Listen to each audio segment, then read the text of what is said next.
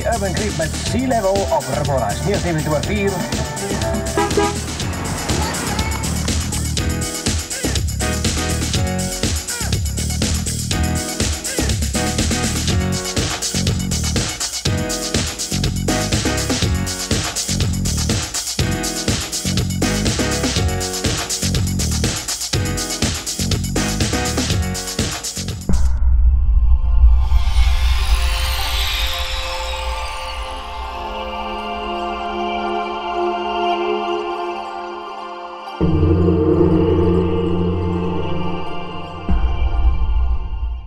À la rencontre de l'océan Atlantique et de l'océan Indien, l'Afrique du Sud pointe comme le fer de lance du continent africain.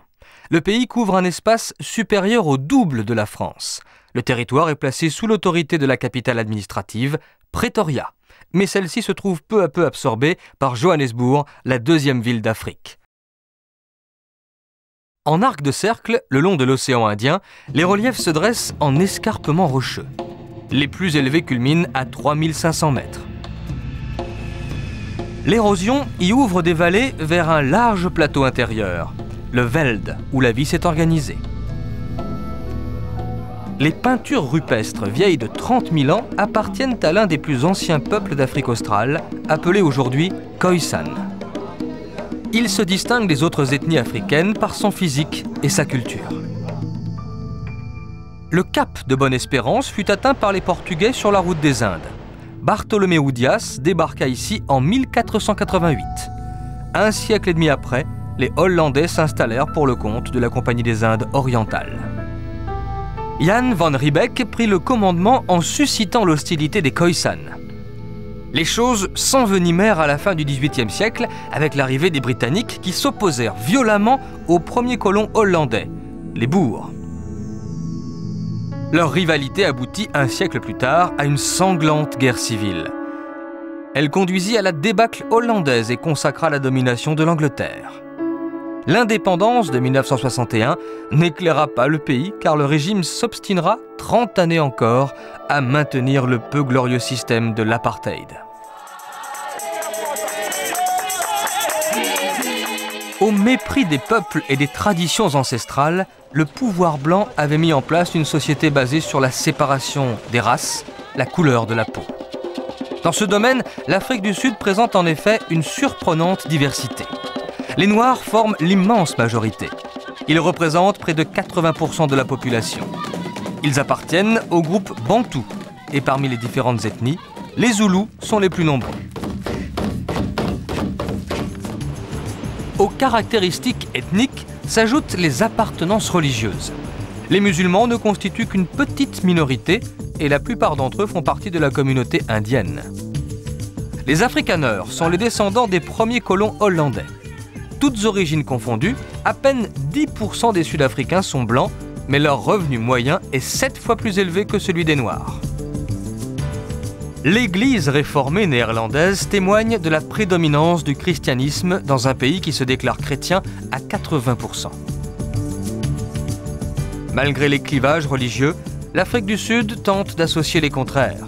Faire cohabiter Allah et Vishnu n'est pas la moindre de ses performances. Cela tient même de la gageure. La performance sud-africaine est aussi économique, grâce aux richesses extraordinaires du sous-sol et aux techniques de pointe mises en œuvre pour les exploiter. La terre est tellement prometteuse que les ressources de la mer semblent parfois délaissées. Le terroir sud-africain a permis de hisser le vignoble au 8e rang mondial des producteurs. 3000 km de côte ouvrent de belles perspectives au tourisme qui assurent 8% du produit intérieur brut. Les parcs nationaux en sont le principal attrait. Les Sud-Africains font en la matière un travail de pionnier en projetant d'étendre les réserves par-delà les frontières politiques. Le pays dispose d'un réservoir exceptionnel de vie sauvage, à la fois marine et terrestre. La faune évolue tranquillement dans son cadre de vie, sans être importunée par l'homme, ou si peu. Sans oublier la flore, qui comporte 1/10 des espèces végétales de la planète. L'Afrique du Sud tente aujourd'hui à l'équilibre entre un environnement précieux, un passé agité et un développement progressif que l'on souhaiterait partager par tout le monde. L'Afrikaans donne la marche à suivre. Cette langue ne se parle qu'ici et elle marie plusieurs composantes. Ma langue maternelle est l'Afrikaans, que l'on ne parle qu'ici en Afrique du Sud. À la base, cette langue a des racines à la fois allemandes, françaises et néerlandaises. Elle existe car depuis les années 1650, on a eu des colons hollandais, allemands et français. Ils ne pouvaient pas se comprendre entre eux. C'est pourquoi ils ont créé une langue commune. Par son destin unique, l'Afrique du Sud fusionne l'Afrique traditionnelle et l'Afrique en devenir à travers une vertigineuse accélération de l'histoire.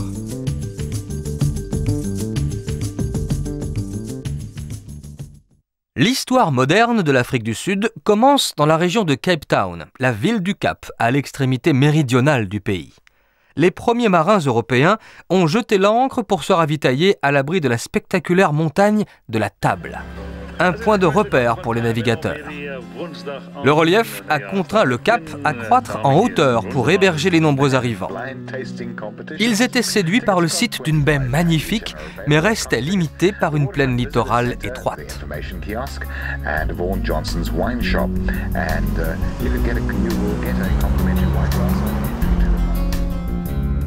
Le rôle du Cap dans l'histoire sud-africaine lui vaut aujourd'hui encore d'abriter le Parlement du pays. À côté des lourds bâtiments officiels, plusieurs édifices illustrent une architecture jouant avec les balcons et la ferronnerie, où se mêlent différentes inspirations. Le nouveau style prendra le nom de Cape Dutch, littéralement hollandais du Cap, élégante combinaison d'influences hollandaises et françaises.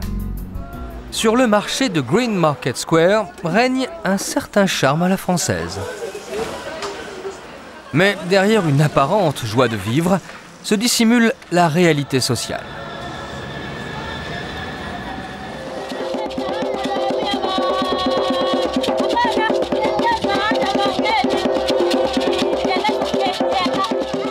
Les expédients et les marchés font vivre une bonne partie de la population. Beaucoup d'objets artisanaux ne sont pas fabriqués en Afrique du Sud. Quelques spécialités traditionnelles rehaussent pourtant les étals, comme les œufs d'autruche peints aux couleurs de la vie sauvage, ou les poupées enrichies des attributs d'ethnie locale.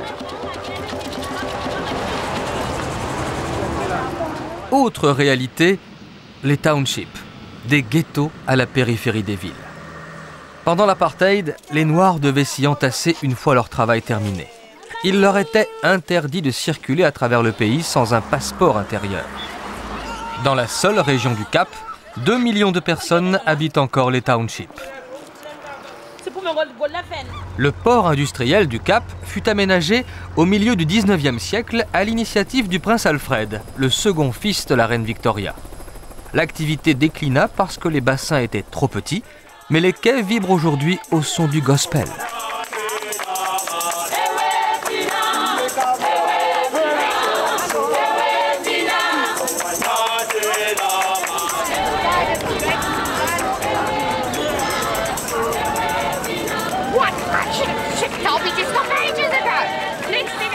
Sans être emporté par la folie des grandeurs, la municipalité entreprit de réhabiliter les anciens docks à la fin des années 1980. Le Waterfront devint un vaste complexe dédié aux loisirs et au commerce. Une réussite d'autant plus appréciée que furent maintenues l'activité portuaire et la vocation initiale du site.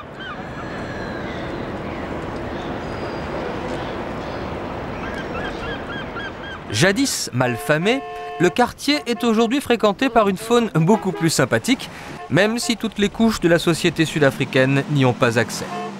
Dans la grande tradition britannique, un rallye transafricain y prend son départ.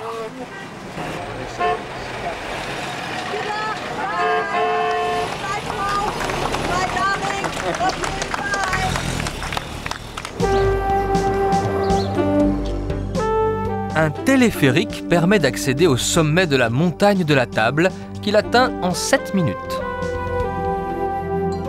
L'énorme bloc de grès domine la mer à 1000 mètres d'altitude.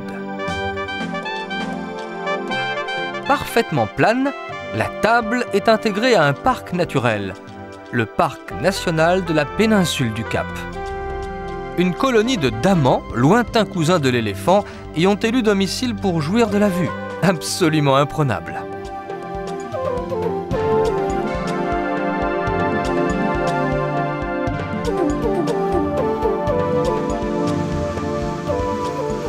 Le Cap commande l'accès à une péninsule bordée par l'océan Atlantique. L'eau n'est pas très chaude à cette latitude et les vagues ne favorisent pas la baignade.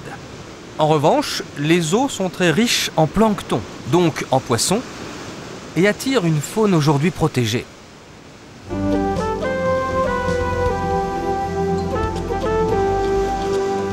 Face au vent dominant, une enceinte rocheuse offre un abri providentiel. À Camps Bay, les 12 apôtres désignent les 12 sommets qui veillent sur la petite cité balnéaire. Un courant froid longe la côte en provenance de l'Antarctique. Parce que l'eau est trop froide pour s'évaporer, les nuages ne se forment guère. Pas de nuages, pas de pluie, donc une végétation très maigre. À partir de Out Bay, le continent africain se réduit à une étroite péninsule orientée plein sud. Elle est baignée de part et d'autre par l'Atlantique, sur une longueur de 25 km. Juché sur un bloc massif de granit, un léopard en bronze a son attention attirée par des cris étranges. Explication. Voici ce que nous appelons l'île aux phoques, ou l'île Druiker. C'est là que vivent les otaries du Cap, le long de la côte sud de la péninsule. L'île Druiker est à 10 minutes par bateau de Out Bay. Durant les mois d'été, 5 ou 6 000 otaries se rassemblent ici pour la saison des amours. En hiver, elles s'en vont.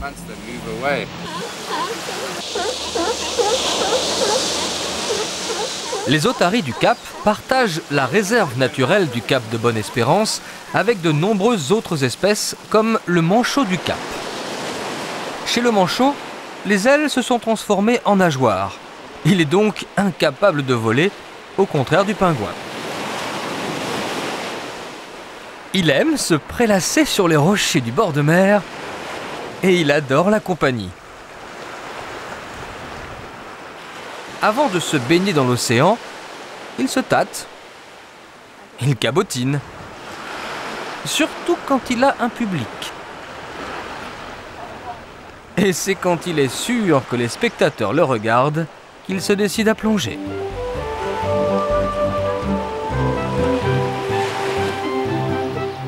Toujours sur la péninsule, en direction du sud, impossible de manquer le comité d'accueil. Le long de la route, une colonie de babouins rançonne les automobilistes. Comme les grands montrent le mauvais exemple aux petits, il vaut mieux éviter de les nourrir. Sinon, ils s'accrochent. Et le péage peut coûter cher. Plus loin, une forme étrange glisse dans l'herbe et une autre semble apprécier aussi l'épaisse toison verte. En fait, rien d'extraordinaire. Une simple tortue terrestre en quête de son déjeuner et une fringante autruche jouant avec son cou périscopique. La réserve naturelle du Cap de Bonne-Espérance abrite plusieurs spécimens typiques de la flore locale. Le fynbos désigne une végétation aux allures de maquis où l'on trouve par exemple des protéas, un des emblèmes nationaux. Leur nom est emprunté au dieu grec Proté, qui était capable de changer son apparence.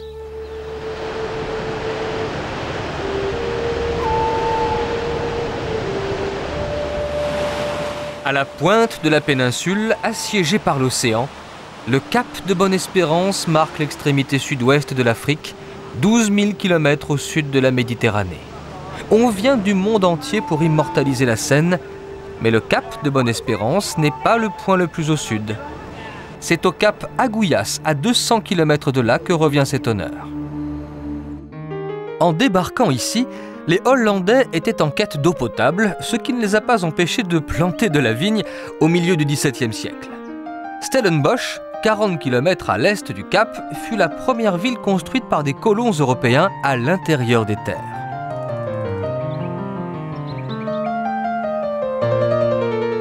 une bonne soixantaine de maisons sont aujourd'hui classées monuments nationaux.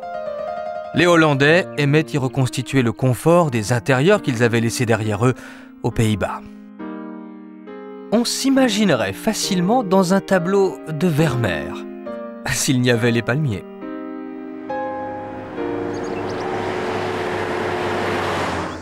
Le vignoble sud-africain bénéficie d'un climat de type méditerranéen très ensoleillé qui assure la quantité de raisin et la concentration en sucre. Comme partout, la vigne peut être victime de maladies. Les rosiers, très sensibles, permettent de détecter la maladie avant que la vigne ne soit touchée.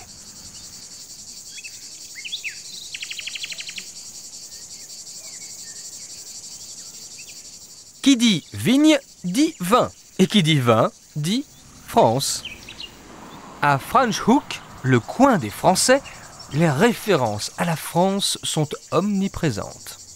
La présence française remonte ici au XVIIe siècle.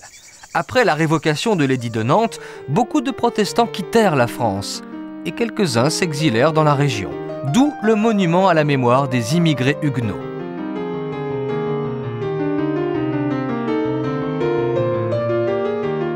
Certains étaient originaires du Bordelais. Ils firent le voyage en emportant des plants de vignes et contribuèrent au démarrage et à la réputation du vignoble sud-africain. Ils acclimatèrent notamment un fameux cépage du centre et du sud-ouest français, apprécié de tous les connaisseurs. C'est du Cabernet Sauvignon de la propriété. Le vignoble date de l'époque des Huguenots, il y a 300 ans. Je ne peux pas vous dire exactement d'où sont issus les pieds de vigne, mais ils viennent très certainement de France. Nous sommes très individualistes. Le climat, les circonstances, la terre sont différents. Et je pense qu'il existe un vin sud-africain qui peut rivaliser avec tous les autres. À vol d'oiseau, le coin des Français ne se trouve qu'à une vingtaine de kilomètres de l'océan. Dans la majestueuse Walker Bay, à Hermanus, retentissent de curieux signaux sonores.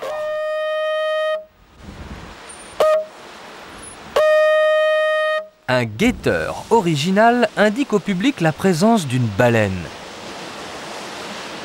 L'hiver, les plus grands mammifères de la planète remontent de l'Antarctique et folâtrent dans les eaux hospitalières du littoral africain. Je fais du morse avec la corne. Vous voyez, long, court, ça veut dire le musée du Vieux-Port. J'indique exactement aux gens où se trouvent les baleines. Elles viennent ici pour mettre bas ou s'accoupler tous les ans de juillet à novembre. L'année dernière, elles sont même restées jusqu'à décembre.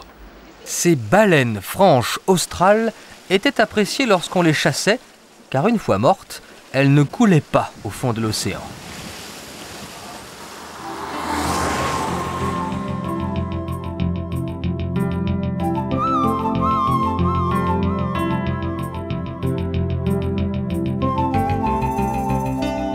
Vers le nord, une fois franchi les collines du Langeberg, on atteint Oudtshoorn.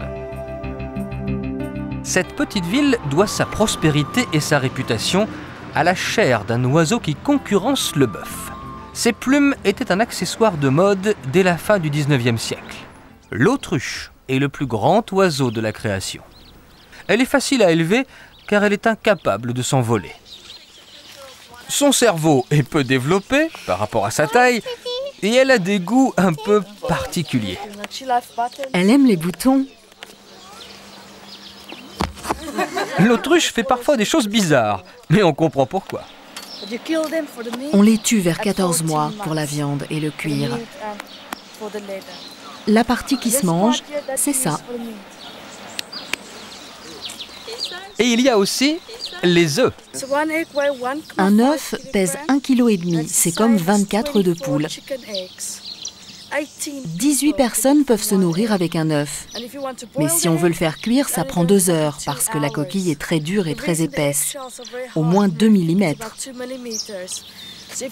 Dans ce sens, l'œuf résiste à une pression de 200 kg, et là, un peu moins. C'est pour ça qu'on peut monter dessus sans problème. Avec un tel traitement, on pourrait comprendre que l'animal se rebiffe. Et pourtant, il porte son fardeau jusqu'au bout.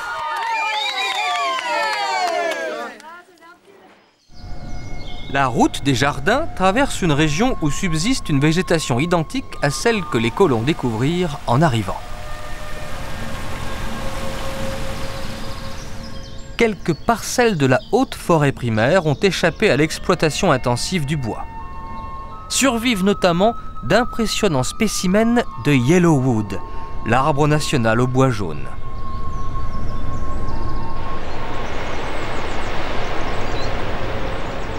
Le long d'une étroite plaine littorale et sur 250 km, la route parcourt une côte propice aux sports nautiques. Les amateurs de surf y sont particulièrement à la fête. Ils ont leur point de rendez-vous, Jeffreys Bay, un spot à la réputation internationale. Il faut certes parfois se méfier des requins, mais cela n'effraie pas les as de la glisse.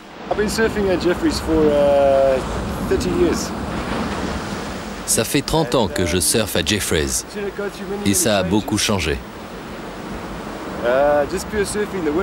En ce qui concerne le surf, le vent fait une différence fantastique. Il peut souffler du nord-ouest, comme maintenant, et dans ce cas, les vagues ne sont pas très bonnes. En revanche, si le vent tourne comme ils l'ont prévu et passe au sud-est, il y aura des vagues de 2 mètres ici avant ce soir. Ça change en quelques heures. C'est un endroit fascinant, merveilleux, assez magique. Ça change tellement, vous savez.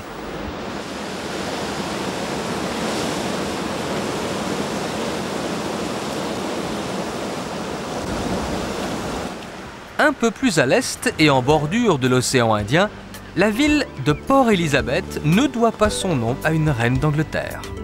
Le gouverneur de la colonie britannique fonda la ville au XIXe siècle et lui donna le prénom de sa femme, décédée 2 ans plus tôt.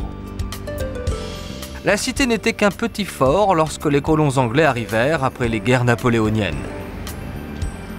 L'industrie automobile, depuis, en a fait un bastion.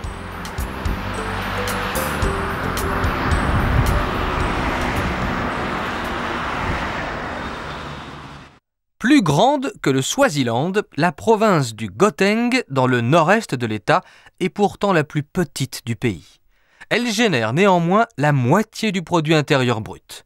Principale source de richesse, le sol, ou plutôt le sous-sol. L'Afrique du Sud est de loin le premier producteur d'or au monde. Le pays occupe aussi les premières places pour le chrome, le titane et le manganèse. Sans compter les diamants, extraits d'un filon vertical au fond du plus grand trou creusé par l'homme. À elle seule, l'Afrique du Sud fournit aussi 75% du platine mondial. L'industrie minière amassera des fortunes colossales. Des millions d'êtres humains rêvent encore d'en profiter au cœur d'une ville énorme, Johannesburg.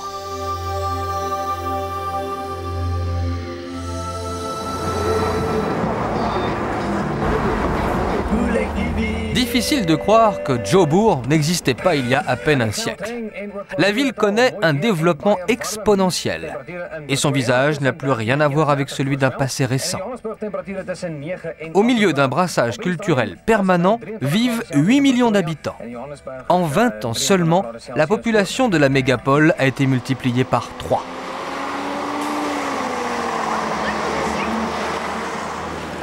D'une rue à l'autre, on change d'univers et l'ascenseur social ne fonctionne pas pour tout le monde, même depuis la fin de l'apartheid.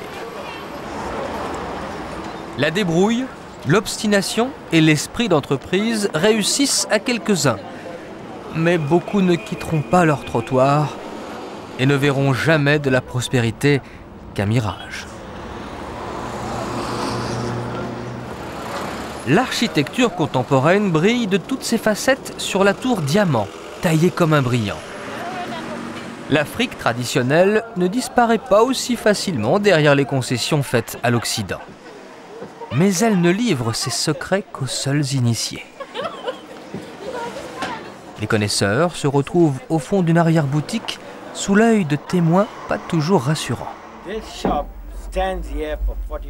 Cette boutique existe depuis 45 ans et c'est un magasin de guérisseurs traditionnels.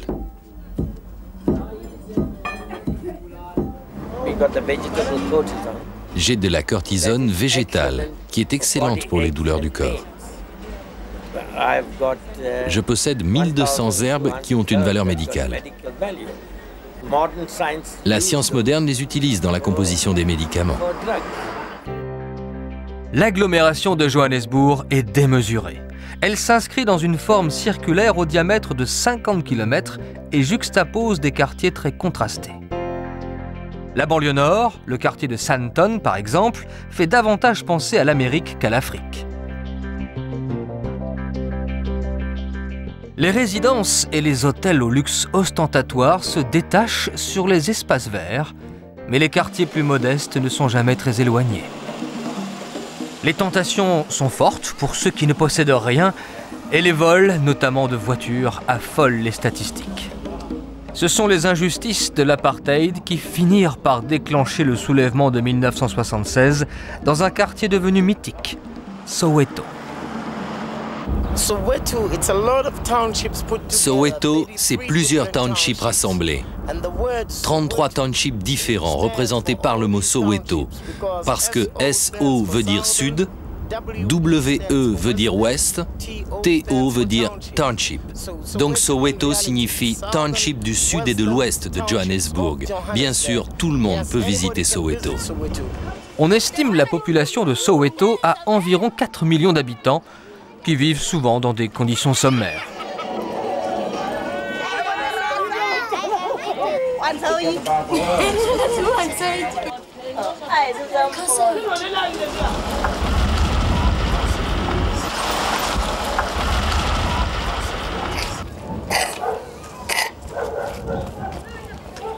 Les équipements publics, parfois dérisoires, ne sont pas au service de tous. L'approvisionnement en eau potable impose encore à de nombreuses familles de pénibles corvées journalières. Heureusement, les grandes surfaces mettent leurs moyens de transport à la disposition de certains. Une particularité de Soweto, la cohabitation des ethnies. Mais comment les reconnaît-on? C'est très facile quand on habite ici. Les Zoulous ont les oreilles percées, les Massas ont des entailles sur le visage faites avec une lame de rasoir, les Xhosa se coupent un doigt, il ne leur en reste plus que 9,5. Je sais que ça a l'air terrible, ça vous fait peur, n'est-ce pas? C'est comme ça. Pourquoi on le fait? Pour être beau. Pour la beauté de l'âme, ou la beauté du geste, à travers les instantanés de l'existence, Soweto, petit à petit, se refait une beauté. Beaucoup d'habitants peuvent prétendre à un niveau de vie acceptable. Certains d'entre eux accèdent même à de belles propriétés. Les hauts faits de la lutte contre l'apartheid ont imprégné la terre du ghetto. Aujourd'hui, l'eau courante n'est plus inaccessible et on y chante l'espoir d'une vie meilleure.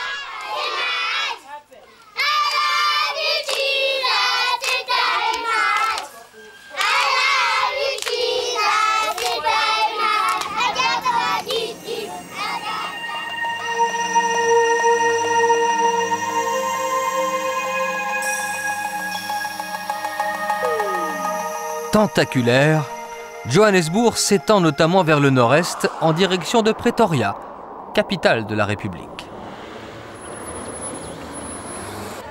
Le Voortrekker Monument est élevé à la gloire des pionniers hollandais.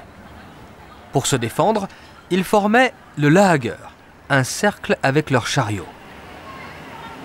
Ils quittèrent le Cap au cours d'un voyage épique, le Grand Trek. Leur but, se mettre à l'abri des Anglais et trouver de meilleurs pâturages pour le bétail. La statue de la mère et de ses deux enfants apeurés montre une femme déterminée, gardienne de la tradition. Un des chefs de l'expédition a donné son nom à la ville phare des Afrikaners, Andries Pretorius.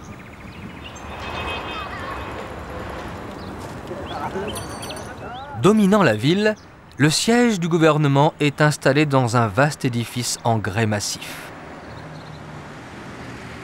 C'est ici, dans le décor des bâtiments de l'Union sud-africaine, qu'a eu lieu en 1994 l'investiture à la présidence de Nelson Mandela. Dans le centre de la ville, sur Church Square, une statue rend hommage à Paul Kruger, un ardent opposant à la présence anglaise. Pretoria est longtemps resté exclusivement dédié aux Blancs, les Afrikaners. Aujourd'hui, les gens de couleur et les Blancs sont en nombre égal. C'est la seule ville d'Afrique du Sud qui connaisse cette parité.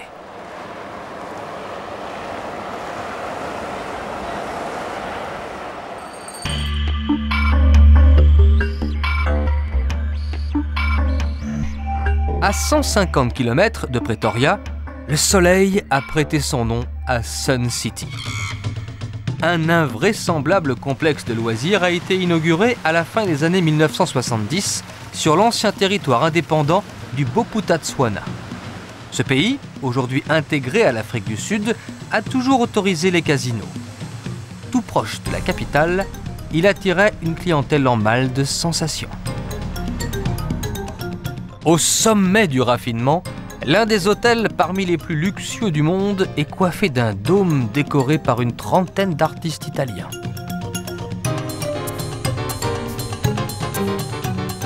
Le moindre objet a été créé spécialement pour l'établissement cerné par les piscines et les points d'eau. Comme les alentours sont parfaitement désertiques, l'eau douce doit être amenée par pipeline. On ne lésine pourtant pas sur les jets d'eau. Les vagues artificielles peuvent atteindre 2 mètres de haut et déferler à 35 km à l'heure.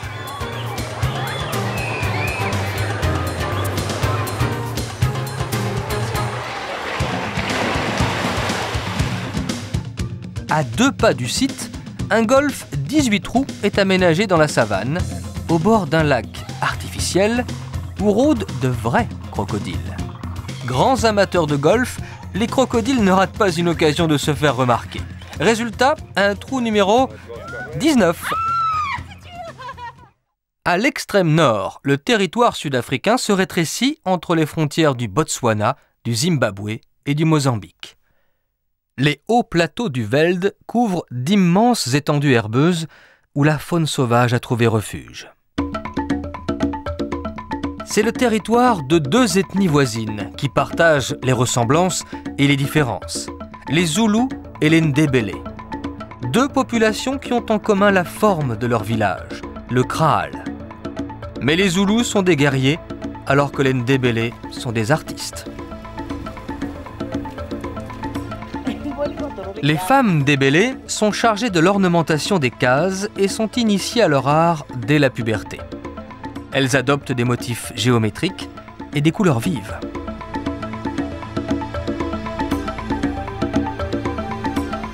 Sans quitter leur parure de cuivre, les Ndébélé excellent aussi dans la confection d'objets décoratifs, qui utilisent des perles minuscules.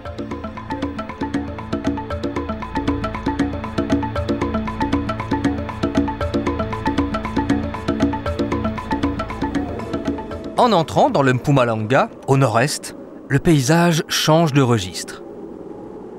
On tourne le dos à la savane pelée pour sillonner des vallées verdoyantes. Dans le torrent de Pilgrim's Rest, on découvrit des pépites d'or d'une taille respectable. Aussitôt, ce fut la ruée, et pendant presque un siècle, la vie dans la petite localité se déroula autour du précieux métal. Le village est aujourd'hui classé monument national.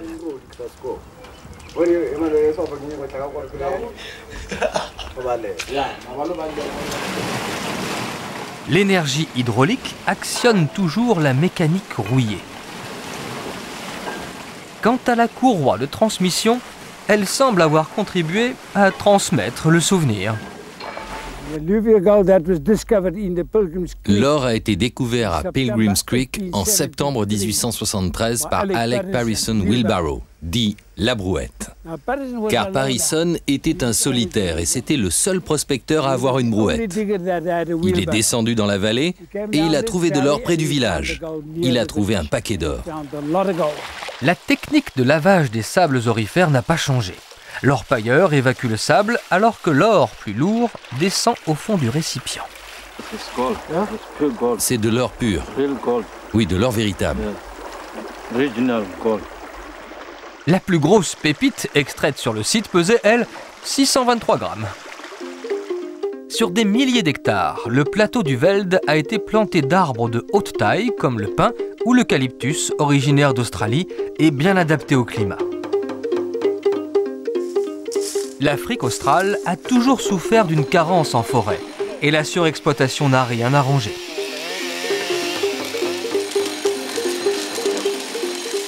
D'importantes coupes ont été effectuées par les colons pour construire leurs maisons et pour étayer les galeries des mines.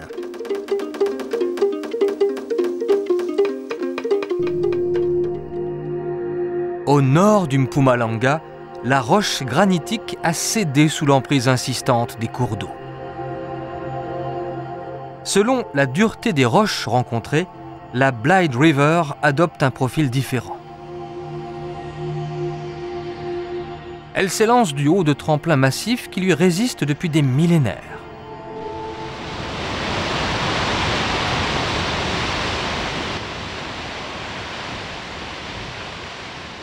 Elle tourbillonne pour creuser les Burkslug Potholes, de curieuses marmites évidées sous l'action de l'érosion.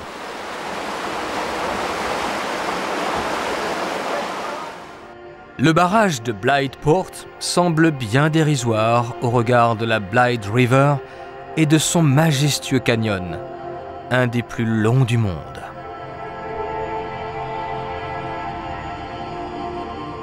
Un environnement grandiose, où l'homme est bien peu de choses à côté des 3 Round Devils qui évoquent la forme des cases zoulous. Brutalement, un monumental escarpement entraîne la chute des hauts plateaux plusieurs centaines de mètres en contrebas. La saisissante rupture géologique conduit en droite ligne vers l'est, à l'approche des premières réserves animalières.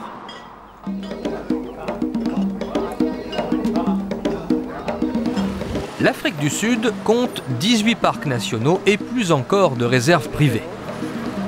Les visiteurs y entrent en contact direct avec un milieu naturel soigneusement préservé. Ici, chaque espèce dispose de ses propres moyens de défense. Pour les acacias, ce sont les épines acérées. Les phacochères, eux, peuvent compter sur leurs canines dissuasives. Alors que d'autres animaux, comme l'impala, trouvent en général leur salut dans une fuite préventive.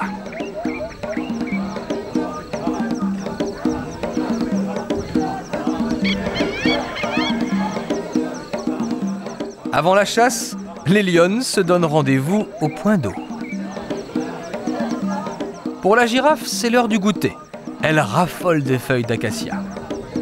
Et même si elle donne l'impression de courir au ralenti, elle n'a rien à envier à l'impala du côté de la vitesse. Certains en restent pantois. Au bord de la rivière Sabi, les campements de la réserve n'ont rien en commun avec ceux des premiers explorateurs. Grâce à l'aménagement luxueux des lodges, le principal effort pour réussir un safari, c'est de se lever au petit matin.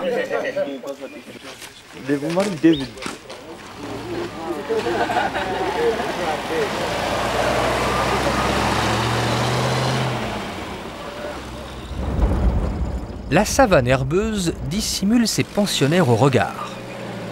Sans l'aide du guide, il est possible de passer tout près des animaux sans les voir. Pour déjouer les pièges du mimétisme, les conseils des professionnels sont indispensables. Le chauffeur, on l'appelle le ranger. Il conduit, il explique et interprète le comportement des animaux qu'il rencontre. Celui qui est assis à l'avant s'appelle le trekker. C'est un expert dans la recherche des animaux. Il est assis à l'avant de manière à observer le sol pour repérer les traces. Quand il en a trouvé, il demande au ranger d'arrêter et il s'approche pour les observer. Voir dans quelle direction elles vont et décide s'il doit continuer à pied. Au loin, une famille de guépards. Lorsqu'il est au repos, on a du mal à imaginer que ce félin est l'animal le plus rapide de la création. Quant au plus gros mammifère terrestre, il vit en surnombre en Afrique du Sud. L'animal s'en bat les oreilles et n'a aucune intention de brider sa gourmandise.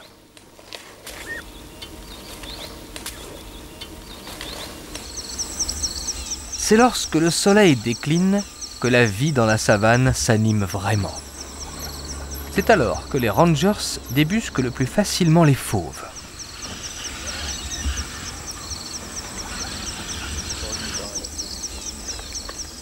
Quelques touristes? Bof, pas la peine de me déranger pour ça. La nuit n'est pas finie.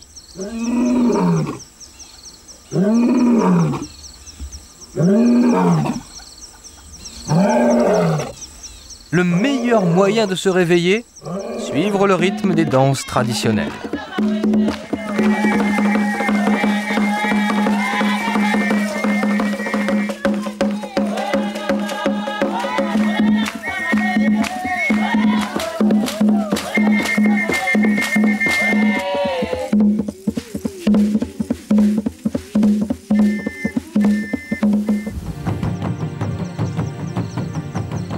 Dans la province du Nord, un grand nombre de réserves animalières privées communiquent avec le célèbre parc national Kruger, créé par l'homme d'État sud-africain à la fin du 19e siècle. Un véritable réseau routier sillonne le 3e parc d'Afrique, vaste comme la moitié de la Suisse. Mais il y a des règles à respecter. Quitter son véhicule est strictement interdit. Et sur la piste, les animaux, bien entendu, sont prioritaires, surtout s'ils passent au vert. D'où l'avantage d'être caméléon.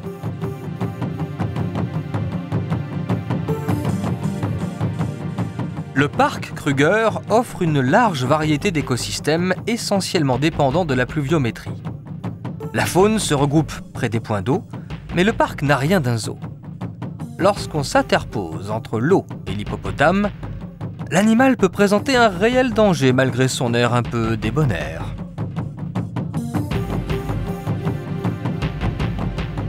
Le babouin est connu pour ses démangeaisons. Déjà tout petit, il se rend compte qu'une bonne partie de la vie de famille consiste à trouver de la nourriture et à s'épouiller mutuellement. L'antilope rouane, une des plus rares d'Afrique australe, partage les hautes herbes de la savane avec des animaux beaucoup plus familiers. Le parc Kruger n'est pas une authentique réserve de vie sauvage.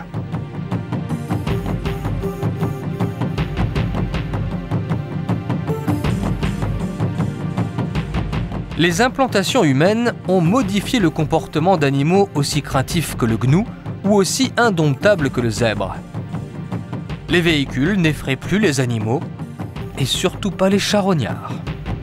Mais c'est la seule façon d'approcher et ainsi mieux connaître le cœur de l'Afrique.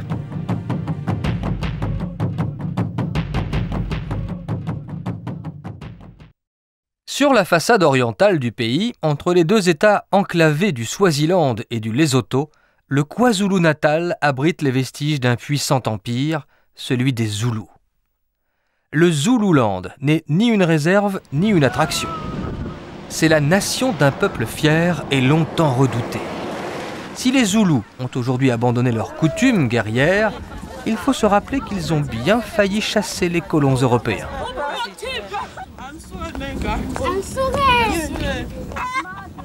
L'habitation des Zoulous, l'Indlou, est à la base d'une société patriarcale qui confine les femmes dans les tâches domestiques.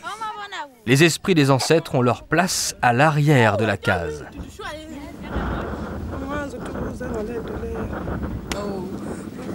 Comme partout en Afrique, les générations vivent en parfaite harmonie.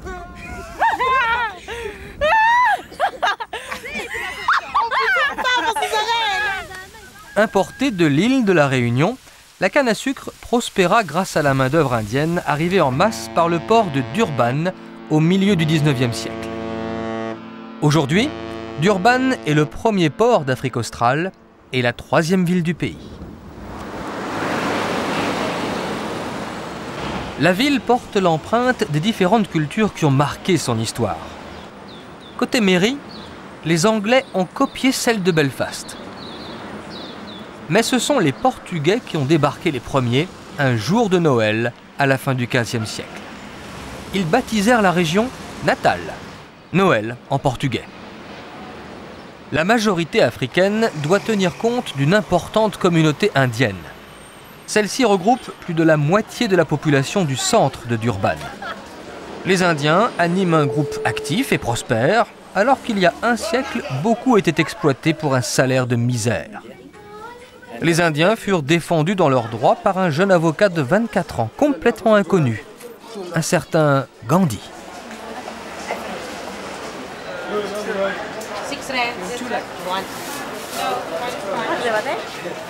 Près de Victoria Market, le marché indien, les Zoulous préparent les ingrédients de leur médecine à base de plantes.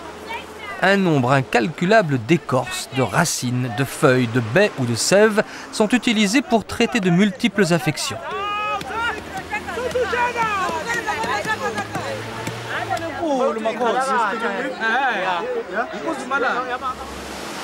Les puissants rouleaux de l'océan Indien comblent les surfeurs. Grâce à un courant chaud, Durban bénéficie d'un climat plus favorable que sur l'Atlantique à la même latitude. 6 degrés de plus en moyenne. Sur le Golden Mile, le front de mer, une partie du spectacle est assurée par des rickshaws bariolés, des pousse-pousse à traction humaine originaires de l'Inde.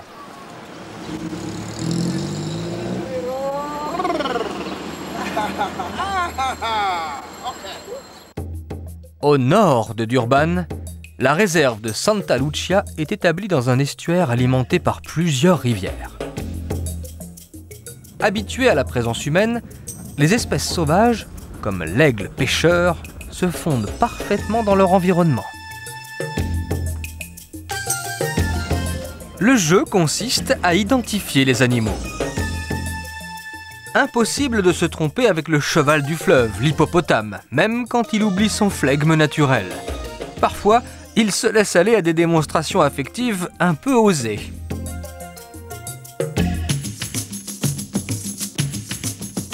La réserve de Finda réunit, elle aussi, plusieurs écosystèmes différents.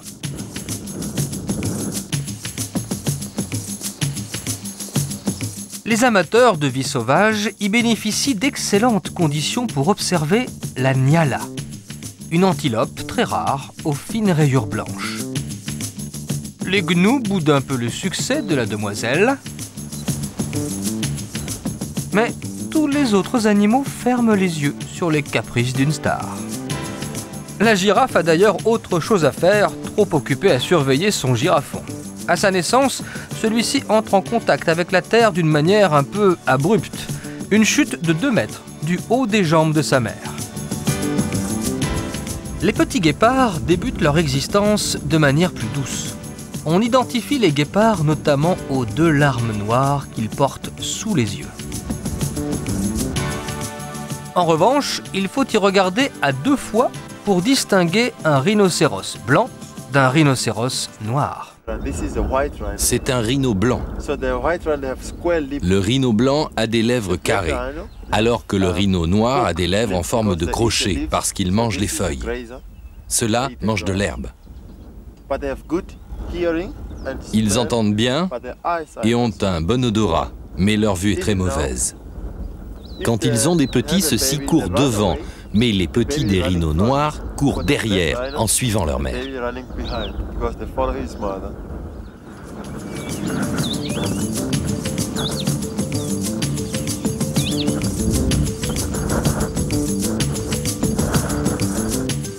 Capables de courir sur de longues distances, les guerriers zoulous étaient armés d'une courte sagaie, redoutable dans les combats rapprochés. Certains de leurs villages étaient fortifiés et retranchés derrière des enclos à bestiaux.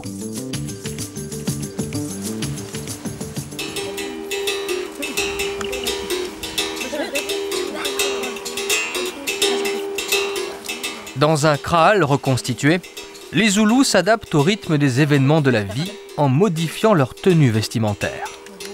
Ainsi, les jeunes femmes ne portent qu'une jupe courte jusqu'au mariage.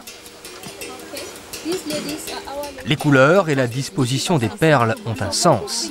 Ainsi, le rouge exprime la passion.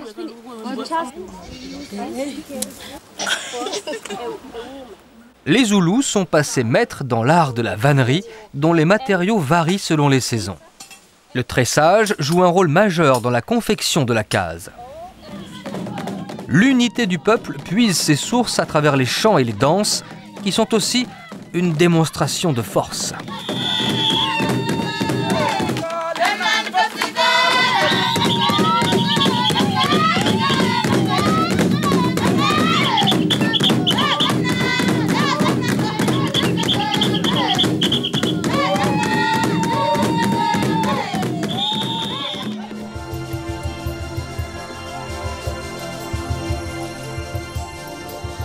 Lentement, les cicatrices de l'Afrique du Sud se referment et l'horizon se dégage. Mais il reste encore un long chemin à parcourir pour que les différences s'estompent entre les peuples et que leur destin ne soit plus qu'un. L'Afrique du Sud a toutes les chances d'un jour y parvenir. Rapprocher les extrêmes à la limite d'une Afrique extrême.